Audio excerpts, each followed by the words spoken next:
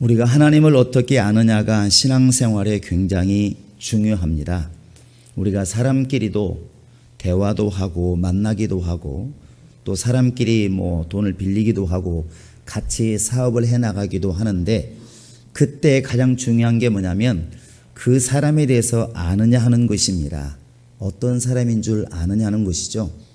그와 같이 우리가 신앙생활을 합니다. 때로는 기도도 하고 또 예배도 하고 전도도 하고 신앙인들끼리 모여서 또 은혜를 나누기도 하는데 그때 가장 중요한 것은 하나님이 어떤 분이신가를 아느냐 하는 것이죠. 그것을 우리는 하나님의 속성이다 이렇게 이야기를 합니다. 내 하나님은 누구시냐면 우리를 기업고 살리기를 원하시는 하나님이십니다.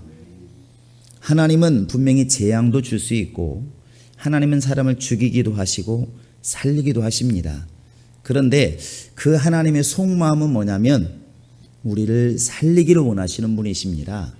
그 예수님이 땅에 오셨을 때 나는 양으로 생명을 얻게 하고 풍성히 주려 함이라 이렇게 말씀하셨습니다. 또 예레미야서 29장 10절에 보시면 그 당시에 이스라엘 백성들이 나라가 망하고 또 예루살렘 성도 망하고 어쩌면 하나님의 섬기는 성전도 파괴가 되어지는 그런 예언 속에서 두렵죠. 떨립니다. 도대체 하나님이 계실까 할 정도로 아무 응답도 없는 그럴 때에 하나님이 그들에게 말씀하신 것은 이거였습니다. 나는 너희들에게 재앙을 주려는 마음 없다. 나는 너희들의 가까운 장래에 소망을 주고 싶다. 이렇게 말하고 그러므로 너희가 내게 와서 찾고 나를 찾으면 나를 만날 것이다. 이렇게 말합니다. 그러니까 우리 인간이 볼 때는 분명히 재앙이 임했음에도 불구하고 하나님께서는 그때도 하나님은 너희에게 좀 재앙을 주고 싶은 마음이 아니라고 하는 것을 깨달아 알라는 것이죠. 그래서 우리 예수님도 말씀하시기를 꺼져가는 심지를 완전히 꺼버리고 상한 갈대와 같은 마음을 완전히 꺾어버리는 것이 하나님이 아니시고 상한 갈대를 꺾지 아니하시고 그렇게 꺼져가는 심지를 끄지 않는 분이 바로 우리 하나님이시다 이렇게 말씀하셨습니다. 우리 하나님은 긍휼이 풍성하신 하나님, 달리 말하면 우리가 살기를 원하시는 하나님, 그게 바로 하나님의 마음입니다. 마치 부모가 자식을 키울 때 자식 입장에서는 어릴 때 막 매를 대고 때리고 때로는 심한 말을 하고 꾸짖고 하면 아이들 생각이 그런 게 있지 않습니까? 우리 아버지가 친아버지가 아닌가, 우리 엄마가 친엄마가 아닌가 이런 생각을 많이 합니다. 나중에 커서 장가가 시집가고 아들 딸을 낳아보면 그 모든 것 뒤에 부모님의 사랑이 있었구나, 얼마나 마음이 아프고 답답했을까 이것을 이해하게 됩니다. 그것처럼 청소년 때 그렇게 반발하면서 부모님을 갖다가 원망하고 그럴 때는 그 부모님이 사랑이라는 게 안 보입니다. 그러나 커서 보면 그 모든 것 위에 때리고 혼내고 때로는 꾸짖고 했던 것들 그 뒷면에는 아버지의 어머니의 사랑이 있다는 것을 알게 된다는 것이죠. 이스라엘 백성들이 때로는 이렇게 이집트에 들어가서 400년 동안 종살이를 합니다. 하나님이 분명히 아브라함에게 복을 주신다고 말씀하셨고 이건 나의 택한 분명히 족속이라고 말씀하시는데 왜 하나님이 택한 민족이 왜 이렇게 다른 나라에 가서 고생하는 것을 지켜보실까? 왜 하나님은 그 길로 인도하실까? 그 당시 이스라엘 백성들은 아마 이해가 안 되었을 겁니다. 우리를 사랑한다면서 우리 민족을 최고로 사랑한다면서 어떻게 이렇게 고생을 시킬 수가 있을까? 근데 훗날에 보면 그것이 한 가정이 한 민족이 되어가는 과정인 것을 알 수가 있었고 바벨론으로 이렇게 끌려갔지만 나중에 보면 그것이 다시 하나님께로 돌이키고 신앙을 점검하게 만드는 좋은 바로 기회가 됐다는 것을 알게 된 것이죠. 그래서 하나님은 우리가 지금 이 땅에서 겪는 때로는 괴로움 또 때로는 어려움들 환난들 이런 것들이 미워서 그렇다기보다 하나님이 하나님의 뜻대로 우리를 살리시고자 하는 그런 깊은 사랑 가운데 인도하시는 게 많습니다. 여러분 이렇게 우리가 그냥 말로 들으면 사실 내가 어려울 때는 실감이 안 납니다. 그러나 우리 주님을 생각해 보시기 바랍니다. 예수님께서 육체를 입으시고 이 땅에 오셨을 때 물에서 침례받고 올라오니까 하늘에서 소리가 났습니다. 이는 내 사랑하는 자요 내 기뻐하는 자니 너희는 저의 말을 들으라.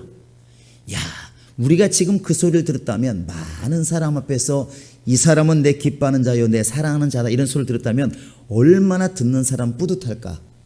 주변 사람은 또 얼마나 예수님 부러웠을까.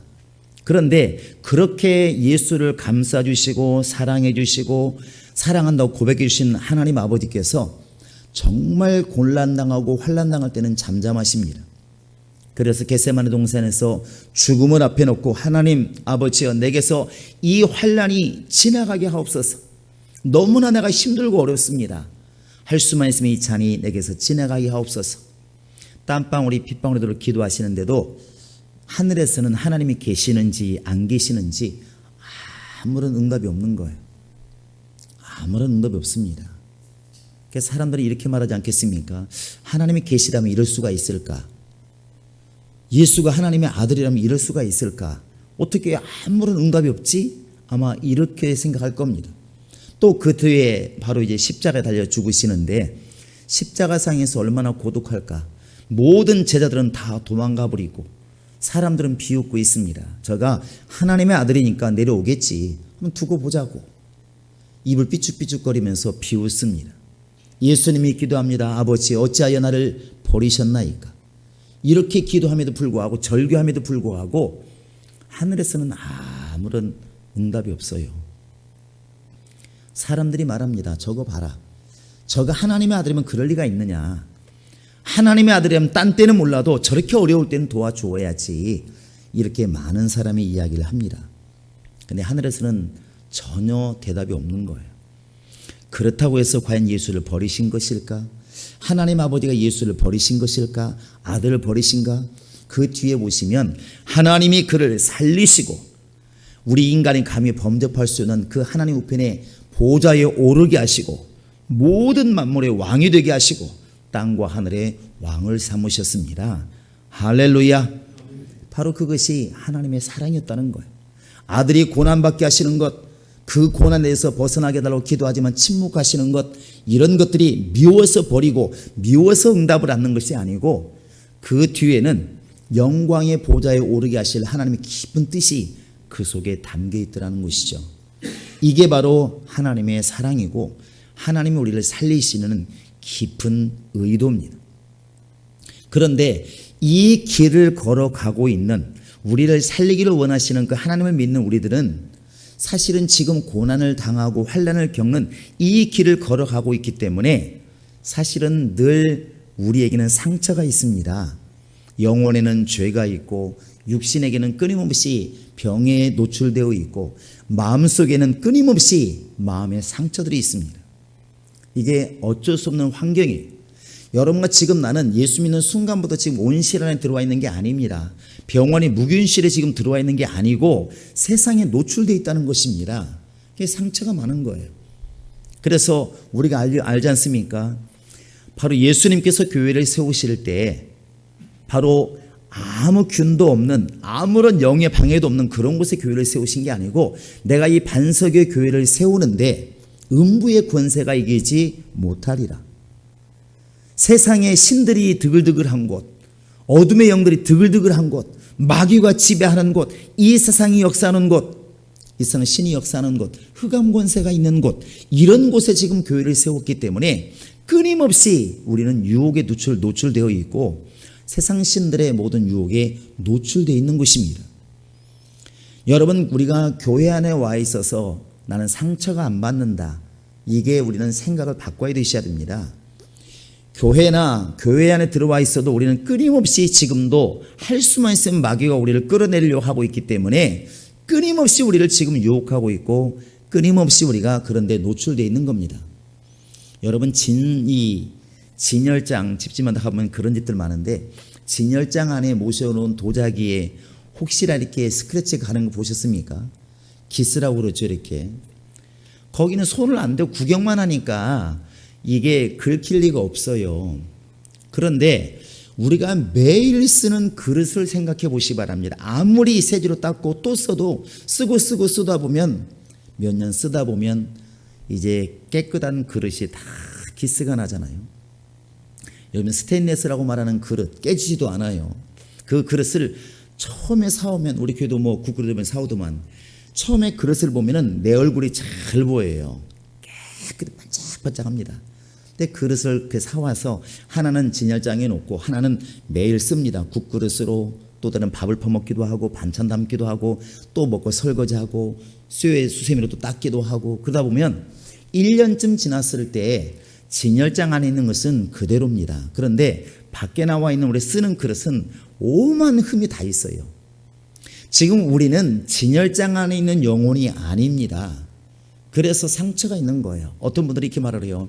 아이 뭐 교회 안에 와봐도 역시나 똑같더라 이렇게 말을 해요. 우리가 지금 구원받는 것은 죄가 없어서 구원받는 것이 아닙니다. 우리는 깨달아 아셔야 됩니다. 우리는 내가 원래 거룩하고 거룩하기 때문에 구원받는 게 아니고 죄가 없어 구원받는 게 아니고 그 죄를 예수의 피로 가림받고 회개하기 때문에 구원받는 것이지 원래 죄가 없어 구원받는 게 아닙니다. 그 이야기는 원래 만들어진 그 모습에서 전혀 기스도 안 나고 전혀 흠도 없고 때도 안 묻고 먼지도 안 묻고 그래서 우리를 주님이 쓰신다는 게 아니잖아요. 우리가 아침에 밥 먹었을 때 먹고 나면 또 뭐 합니까? 설거지를 해요. 물론 낮에 하는 경우도 있겠지. 설거지를 해. 그래서 깨끗하게 만들어서 또 쓰고 썼더니 또 더러우니까 또 닦고 계속 그렇게 하잖아요. 우리가 날마다 회개하는 이유는 여기 있는 것입니다. 잠언에도 그런 말이 있습니다. 소를 키우지 않으면 외양간의 그 구유가 깨끗하려니와 그러나 소를 키움으로 해서 얻는 게 많다 그랬습니다. 여러분 우리가 더럽지 않으려면 아예 소를 안 키우면 돼요. 문제를 안 일으키려면 결혼 안 하면 되고 문제를 일으키지 않으려면 아예 혼자 살면 됩니다. 할렐루야. 정신을 바짝 차리지 않습니까? 무슨 문제가 있습니까? 사람이 안 보면 사람끼리 문제 안 생기지. 집이 없으면 집에 문제가 안 생기고 가정이 없으면 가정에 문제가 안 생깁니다. 그게 옳은 것입니까? 그런 것 같지는 않다는 거예요. 내가 이제 교회에 왔으니까 아무런 문제가 없고 사람끼리도 문제가 없고 교회와 나와 문제가 없어야 원래 맞는 겁니다. 우리 생각이 그렇다는 것이죠. 그러나 주님께서 교회를 세우신 것이 바로 천국이 아니고 세상 속의 교회를 세웠다는 것입니다. 그러다 보니까 끊임없이 우리 마음에도 상처가 있다는 거예요. 사람 때문에 상처받고 돈 때문에 상처받고 또 환경 때문에 상처받고 끊임없이 상처를 받는 것입니다. 여러분 상처받으려고 맘먹으면 그냥 가만히 계셔도 받을 일이 많습니다. 지나가는 사람의 말 때문에도 상처받는 경우 있어요. 그냥 얼굴을 대하고 집사님은 왜 그래? 이것을 그나마 이해를 해요. 그런데 지나가면서 하는 말이 나에게 상처되는 경우도 있어요. 상처는 굉장히 힘들게 크기 때문에 상처되는 게 아니라 너무나 단순한 것 때문에도 상처가 될 수가 있습니다. 그런데 오늘 우리가 알아야 될 것은 상처가 없는 게 천국이 아니고 상처는 어차피 있게 되어 있다는 것입니다. 교회든 밖이든. 그래서 예수님이 우리에게 나를 따라오너라. 나를 믿는 이 순간부터는 너희 마음이 전혀 상처가 없을 것이고 너희 육체도 전혀 병들지 않을 것이고 너희 삶이 전혀 어려움이 없을 것이다. 이렇게 말씀하셔 주시면 좋았을 건데 우리 예수님은 그렇게 말씀하지 않았습니다. 이렇게 말씀하시잖아요. 너희가 세상에서는 환난을 당하나 그랬습니다. 너희가 세상에서는 환난을 당하나 담대해라. 내가 세상을 이겼노라. 우리는 예수 믿으면 이제부터는 환난도 없고 정말 죄도 없고 상처도 안 받고 욕심도 없고 시기도 없고 질투도 없고 모든 게 안 생길 줄 알지만 본성이 변하지는 않습니다. 그래서 여러분 우리 옆 사람 힐끗 이렇게 겼는 줄을 보시면 욕심이 보이잖아요. 더 먹고 싶고 너보다는 더 잘 살고 싶고 당신보다는 더 넓은 집에 살고 싶고 당신보다 더 아름답고 싶고 이게 교회에 와서 예수 믿는다 한다고 해서 바꿔질까요? 거의 똑같습니다.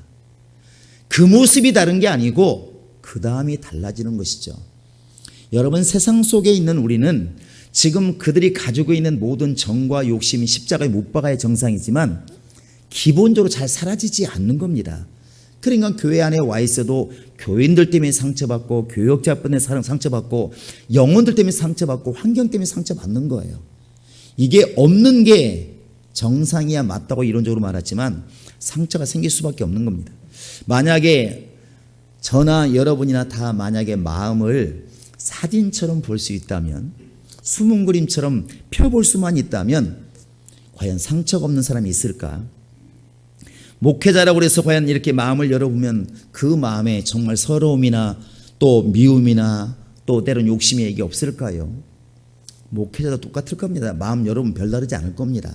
장로님, 안수집사님들, 모든 집사님들, 오늘 처음 나오신 분들, 여러분 다 마음을 열어놓고 그림처럼 만약에 마음이 서로 다 보인다면 정말 스크래치 하나 없이, 기스 하나 없이 깨끗한, 정말 염려 근심 없고 욕심도 없고 미움도 없고 다툼도 없고 시기도 없는 정말 그런 심령이 있을까요? 이 대답에 대해서 누구나가 아니라고 말할 겁니다. 없을 거예요.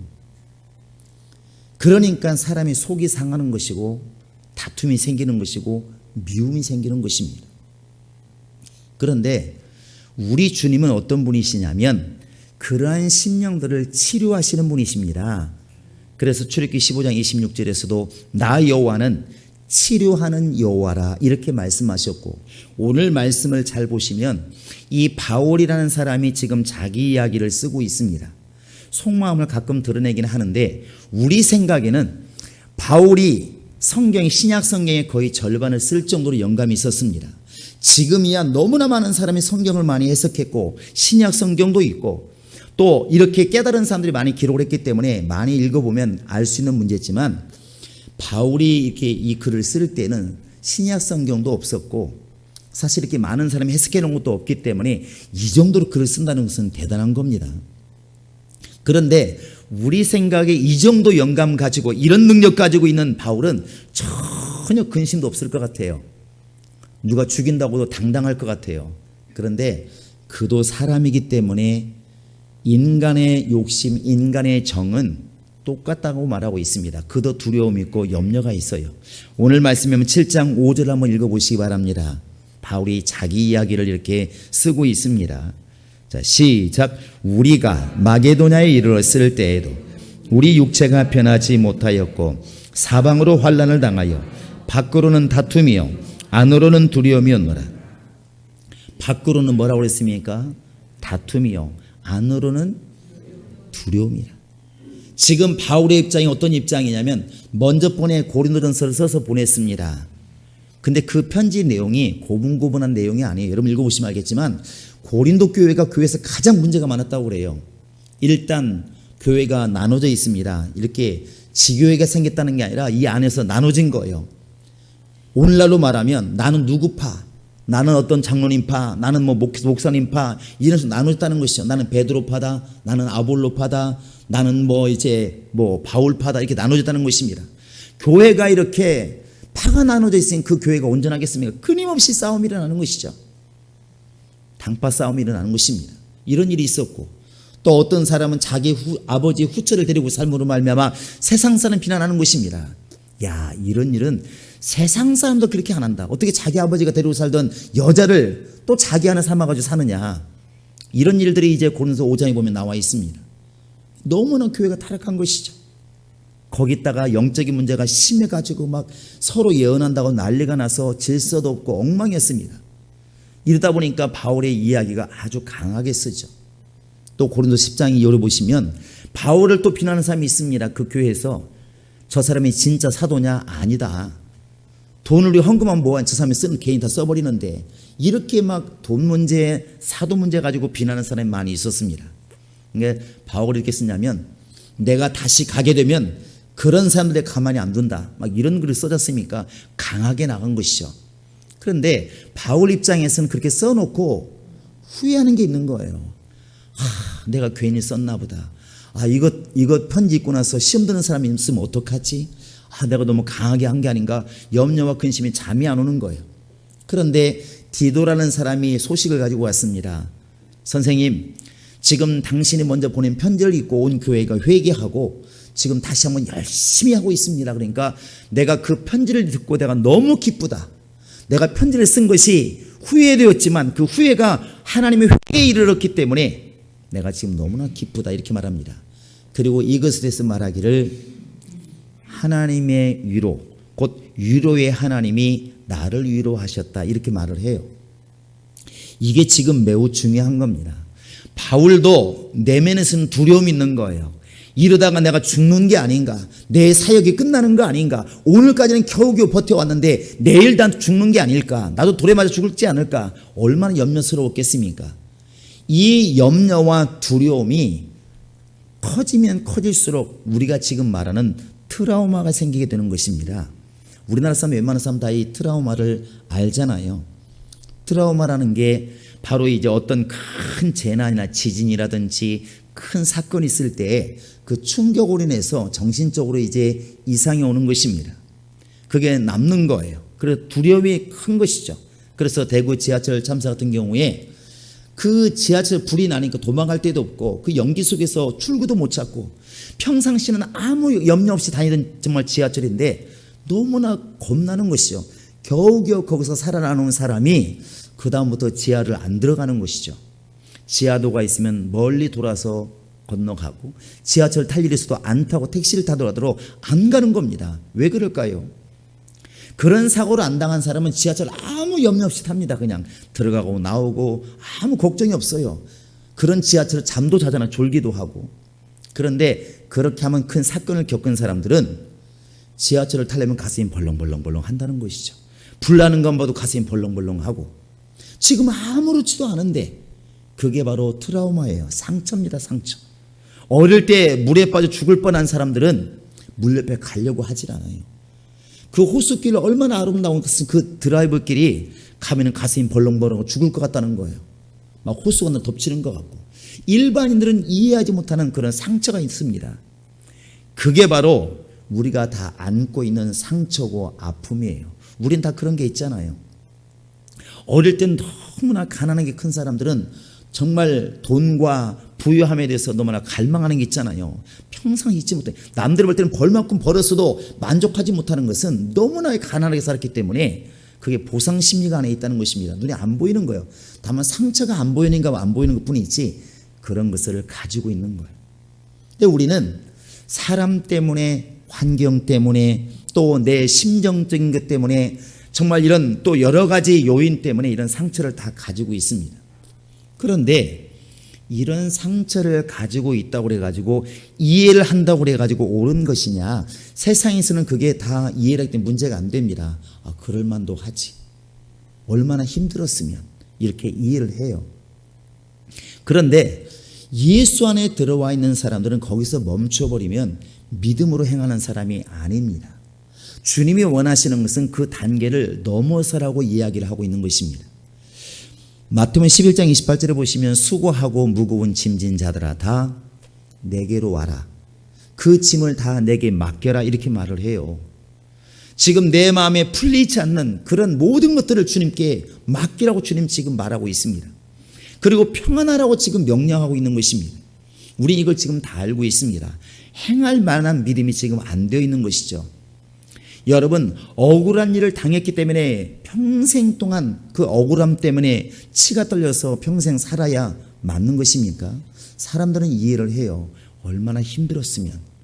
그런데 그렇게 사는 것이 믿음의 사람일까요? 누군가가 나에게 미운 행동을 해서 그 생각만 하면 자다가도 벌떡 일어날 만큼 미워요. 근데 그 미움 때문에 사람들이 이해해 주기 때문에 평생 동안 그런 미움을 가지고 사는 것이 맞느냐는 것입니다. 그건 일반인으로서는 이해가 가지만 믿음의 사람으로서는 뭔가 안 맞잖아요. 왜? 주님은 거기서 머무르지 않고 한 단계 더 나아가라는 겁니다. 그게 신앙이에요. 하나님은 지금 우리의 그런 모습으로 나오는 겁니다. 그래서 위로의 하나님이라고 말을 해요. 성경에 보면 이런 트라우마랄까요? 상처를 받은 사람들이 많이 나옵니다. 그 중에 하나가 창세기 37장부터 나오는 요셉이라는 사람입니다. 여러분 요셉이라는 사람 우리가 너무나 잘 알잖아요. 그 사람 때문에 이제 애굽에 자기 아버지 야곱과 형제들이 내려와 살게 되는데 그건 좋은 결과인 것이고 그 아버지가 야곱이 너무나 12명의 아들 중에서 이 요셉을 사랑하는 거예요. 그에게 채색 옷을 지어 입히고 가장 사랑한다는 겁니다. 11번째 아들인 그를 너무 사랑하니까 형제들이 질투가 막 그냥 머리끝까지 올라오는 거예요. 나중에 어떻게 되면 그 10명의 바로 이제 형제들이 이 요셉을 다른 나라에 팔아먹잖아요. 원래 죽이려고 했다가. 여러분 잠시 동안 한번 내가 그 입장이 되어 보시기 바랍니다. 내 오빠가, 내 형이, 내 누나가, 우리 집안의 형제들이 다 하나가 되어가지고 나를 갖다가 그냥 시골로 보낸 게 아니라 아예 팔아먹은 인신매매를 했다고 생각하면 여러분 그 형제들 갖다가 사랑할 수 있겠습니까? 아마도 우리는 두고두고 원망할 것이고 아예 안 보려고 할 겁니다.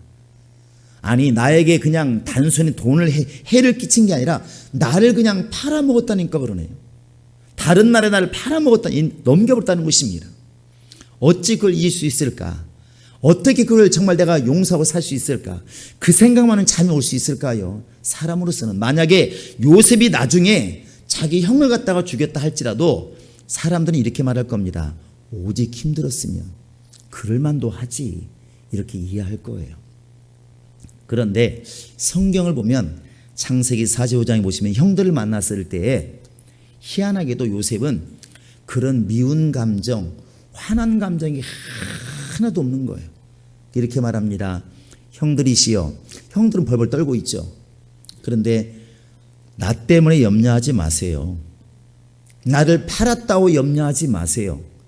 나는 지금 당신들 나를 팔아서 괘씸하고 미워서 죽이려고 지금 하는 사람이 아니고 나는 하나님을 바라보는 사람입니다. 하나님이 나와 함께 계셨고 그 하나님이 나를 먼저 보내셨기 때문에 오늘날 당신들도 살고 나도 살고 있습니다. 이렇게 말을 해요. 창세기 39장에 보시면 팔려갔을 때에도 사실 일 뿌득뿌득 갈고 살아야 될 그 시간, 진짜 밥을 먹어도 밥이 안 넘어갈 정도로 정말 사람이 고민스럽고 번민스럽고 정말 치가 떨려서 잠이 안 올 만큼 힘든 상황이 있을 텐데도 불구하고 하나님이 그와 함께 하심으로 그의 모든 일이 형통하게 되어 이렇게 되어 있습니다. 오직 했으면 하나님 모르는 그 이방인이 보디발이 보았을 때도 야, 저 사람은 대단한 사람이구나 할 정도로 하나님이 그를 돕고 있더라는 것이죠. 보통 사람이 열받고 화가 나서 도저히 살 수가 없는 그런 환경임에도 하나님은 요셉의 모든 화를 다 풀어주시고 오히려 품어주고 아껴주는 형제들을 사랑하는 마음으로 확 이렇게 바꾸어 주었습니다. 그게 믿음의 사람 아닐까요? 만약에 우리가 요셉이라는 사람이 형제들에게 버림받아서 나중에 잘 되어서 형제들에게 보복했다, 원수 갚았다 이렇게 하면 영화는 될 수 있습니다. 그러나 믿음의 역사는 이루어지지 않는 겁니다. 우리는 상처가 있는 것을 말합니다. 상처를 품고 있어서 영적으로 손해도 많이 봐요. 이 상처 때문에 잠도 못 자고 상처 때문에 때로는 정말 기도도 안 나오고 이 상처 때문에 찬양도 안 되고 상처 때문에 예배가 안 되기도 합니다. 그런데 이것을 넘어서는 게 뭐냐면 주님께 맡기는 겁니다. 여러분 우리가 분을 난다고 화가 난다고 여러 몇 날 며칠 1년 동안 화를 품고 있는 것이 옳은 것입니까? 성경은 말하기를 분을 내어도 해가 지도록 품지 말고 그랬습니다. 네 원수가 주려거든 기업고 원수를 갚아라. 하나님께 도움을 청해서 원수 갚아라 이렇게 나와 있지 않고 원수가 목말라 하거든 마실 물을 주고 배고파 하거든 먹을 걸 주고 오히려 그를 위해서 복을 빌어라 이렇게 말하고 있습니다. 여기까지 가는 것이 신앙인입니다. 하나님은 우리가 그리 되기를 원하는 것이고 그 길을 지금 주님은 돕고 있다는 것입니다. 할렐루야. 트라우마가 있을 만한 환경이 되었기 때문에 나는 트라우마가 있어 죽겠다 나는 이렇게 말하는 것이 사람으로서는 이해가 되지만 주님의 사람이라면 그 단계를 넘어서도록 우리가 애쓰고 기도해야 된다는 것이죠. 여러분 요한복음 4장에 가보시면 그 사마리아 여자가 나옵니다. 그 여자가 사람들이 없는 그곳에 물길 길로 나왔습니다. 우리 여성들은 좀 나이 드신 분은 알 겁니다. 시골 동네 생각해 보시면 그 동네 중앙에 있는 그 우물가가 어떤 곳이냐면 온 동네에 소문나는 곳이고 교통하는 곳이고 소통하는 곳이에요. 그래서 빨래터나 우물터는 아주머니들이 함께 모여요. 그래 거기서 빨래하면서 우리 남편 흉 다 보고 너네 남편 뭐하냐고 물어보고 자식 잘 되냐고 물어보고 온돈의 소문이 사실 반상회가 잘 됩니다. 또 우물터도 마찬가지잖아요. 근데 그런 곳에 여자가 아무도 없을 때 물길로 나온다는 얘기는 뭔가 안 좋은 환경인 거예요. 실제로 예수님께서 여자에게 말합니다. 너가 지금 5명의 남편이 있었지만 지금 사는 남편도 네 남편이 아닌 이렇게 말을 해요. 이게 아마도 5명이 어떻게 헤어진지는 모르겠지만 헤어졌고 그 다음에 6번째 지금 남자하고 살고 있는데 정상적으로 아마 살고 있지 않았던 것 같습니다. 그 예수님께서 그걸 말합니다. 특히나 이스라엘은 애당초 율법에 이혼하지 말라고 기록했기 때문에 우리나라보다 더 아마게 심하게 이혼하는 것을 더 무시했을 것입니다. 더더군다나 사마리아 사람이잖아요. 그런 여자이기 때문에 얼마나 힘들었고 상처가 컸겠습니까? 사람들 없을 때만 몰려와서 물을 길어갈 정도로 이게 따돌림 받고 외롭지 않겠습니까? 그런데 그렇다고 해가지고 그 사람이 삐뚤어지고 그랬느냐?